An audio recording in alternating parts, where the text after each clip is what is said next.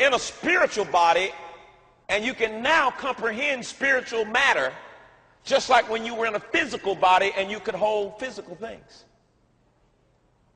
So naturally, you always heard from everybody, when you die, you go to heaven, but you never got born again. You never made Jesus Lord of your life. So you immediately went towards the beauty of heaven. And you thought, this is so cool. And the angels began to surround you. And you thought you were going in. But you never made the decision.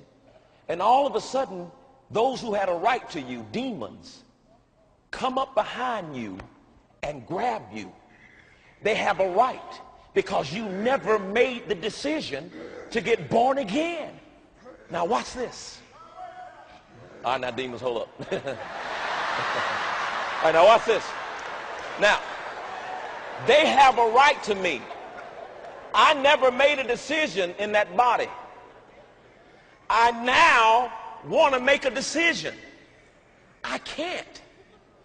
I lost my soul, or I've lost my right to decide. So they have right to me, because when I didn't make a decision was made for me. And while you can still see the wonders of heaven, it disappears slowly because demons snatch you to the place that has a right to you. Okay. Now,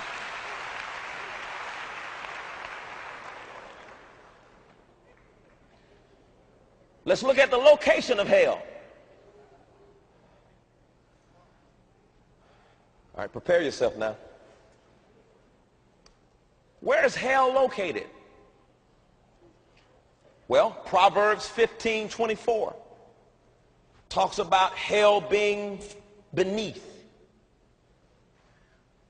Proverbs 15:24 says that hell is from beneath.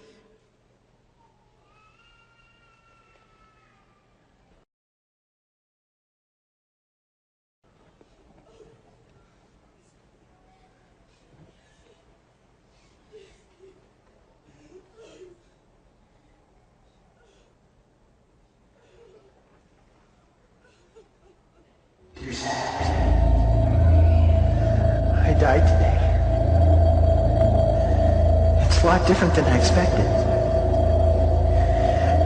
You see, I always thought dying would bring me into a world that's foggy and hazy. But this place is crystal clear. It's even more real than my life on Earth. I can think. I can talk. I can even feel. Right after the wreck, I could feel my spirit leaving my body. It was the weirdest thing, Zach. I thought I heard you screaming out to me, man. I must have been just imagining things. They asked me for my name and began to look in this thing they called the Book of Life. I guess they couldn't find it, though, because this huge angel standing next to me grabbed me by the arm and started dragging me away. I was terrified. I had no idea what was going on. I asked the angel where he was taking me, but he didn't answer. So I asked him again. Finally, he told me that only those whose names were written in the Book of Life could enter into heaven. And the rest would be condemned to hell forever. Man, I was scared.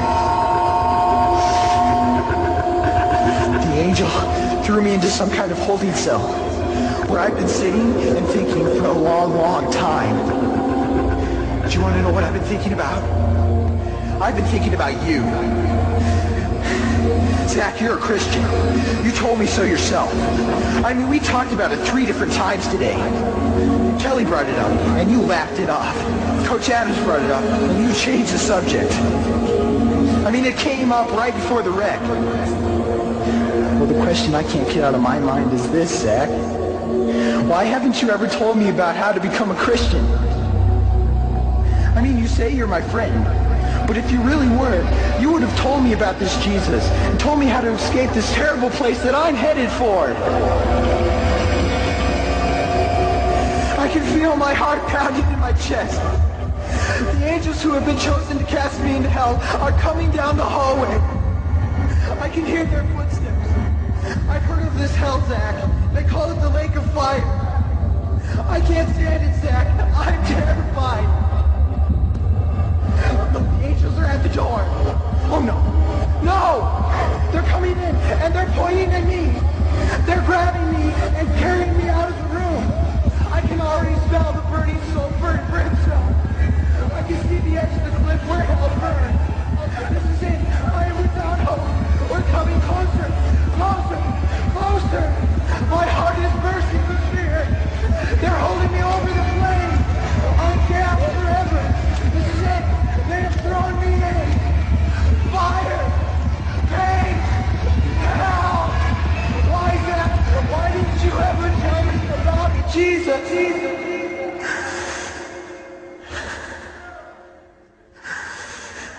Signed.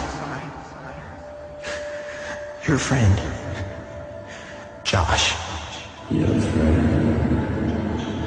Josh. Yes. Welcome. Wish you were here.